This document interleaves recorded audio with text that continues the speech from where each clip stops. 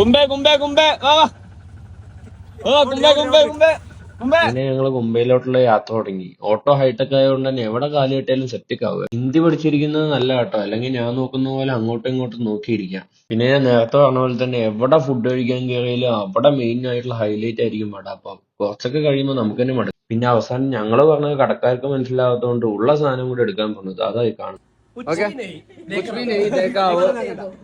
പിന്നെ അണ്ണന്റെ കൂടെ വണ്ടിയിൽ ഞങ്ങൾ കയറി ഞങ്ങളുടെ യാത്ര ഇങ്ങനെ തുടങ്ങി. ഇതാ കാണുന്ന മലയിലോട്ടാണ് നമുക്ക് പോകേണ്ടത്. വണ്ടി പഴയതാണെങ്കിലും നല്ല പുള്ളിങ് കേട്ടോ. പിന്നെ വഴി കാണുന്ന എല്ലാവരോടും ഒരു ഹായൊക്കെ പറഞ്ഞ് ജാളിയായിട്ട് വിട്ട് നമ്മൾ മല കയറി നേരെ ചെല്ലുന്നത് ഒരു തുരങ്കത്തിലോട്ടാ. എന്നെ ശരിക്കും അത്ഭുതപ്പെടുത്തിയതും ആ തുരങ്കമാണ്. കാരണം ഇതിന്റെ ചരിത്രം എനിക്ക് അറിയത്തില്ല, പക്ഷെ ഇത് എങ്ങനെ ഉണ്ടാക്കിയെന്ന് ആലോചിച്ച് അത്ഭുതപ്പെട്ടു. ഒരു ആധുനിക സൗകര്യം ഇല്ലാതെ ഇത് ഇത്രയും കാലം നിലനിന്നോ എന്ന് ആലോചിച്ച് തന്നെ അത്ഭുതപ്പെട്ടു. ഇതിന്റെ അപ്പുറം കിടന്ന് വേണം നമുക്ക് ആ വാട്ടർഫോൾസ് കാണാൻ. തുരങ്കം കഴിഞ്ഞ് നേരെ പോകുന്ന വാട്ടർഫോളിന്റെ സ്റ്റാർട്ടിംഗ് പോയിന്റ് ആണെങ്കിലും മോട്ടോണ് ഞങ്ങളെ നേരെ കൊണ്ടുപോയത് മെയിൻ വ്യൂ പോയിന്റിലോട്ട്. അവിടെ നിന്ന് ഉള്ളിലോട്ട് പോയാൽ കിട്ടാവുന്ന മെയിൻ വ്യൂ എന്ന് പറയുന്നത് ഇതാണ്. പക്ഷെ ഞങ്ങൾക്ക് വേണ്ടത് ഞങ്ങളുടെ വിജയണ്ണൻ നിന്ന സ്പോട്ടായിരുന്നു. അതിനു വേണ്ടിയുള്ള തപ്പലായിരുന്നു അവിടെ. സംഭവം താഴേക്കുള്ള വഴി മൊത്തം കാടും മൂടി കിടക്കുമായിരുന്നു. അതൊക്കെ മാറ്റിയിട്ടാണ് ഞങ്ങൾ താഴേക്ക് ഇറങ്ങിയത്. കുറച്ച് കുത്തനെയുള്ള ഇറക്ക, ഗ്രിപ്പൊന്നുമില്ല, ശ്രദ്ധിച്ച് ഇറങ്ങണം എന്നേ. ഇറക്കം കഴിഞ്ഞതും പിന്നെ ഒരാൾ നടക്കേണ്ട വഴിയാണ്. നിങ്ങൾക്ക് വീഡിയോയിൽ കാണുമ്പോൾ പുല്ല് കാരണം സ്പേസ് തോന്നുമെങ്കിലും പുല്ലിലൊന്നും ചവിട്ടാൻ പറ്റത്തില്ല, കാരണം താഴേക്ക് പോകും. അവസാനം വരുന്നതാണ് ആ ഫൈനൽ പോയിന്റിലേക്കുള്ള കയറ്റം. ഇതുവരെ വന്നതിൽ വെച്ച് കമ്പാരിറ്റീവ്ലി ഈസിയാണ്, പക്ഷെ ശ്രദ്ധിച്ചു പോകണം, കാരണം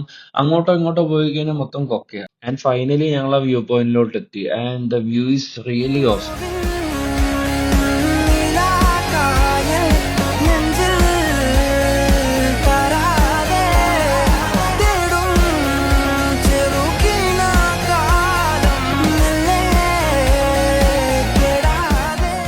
നിങ്ങൾക്ക് വീഡിയോയിൽ കാണുമ്പോൾ അതിന്റെ ഭംഗി എത്രത്തോളം മനസ്സിലാവുണ്ടെന്ന് അറിയില്ല, പക്ഷെ ആ സ്പോട്ടിൽ നിന്നുള്ള വ്യൂ അത് അത്രയ്ക്ക് മനോഹരമായിരുന്നു.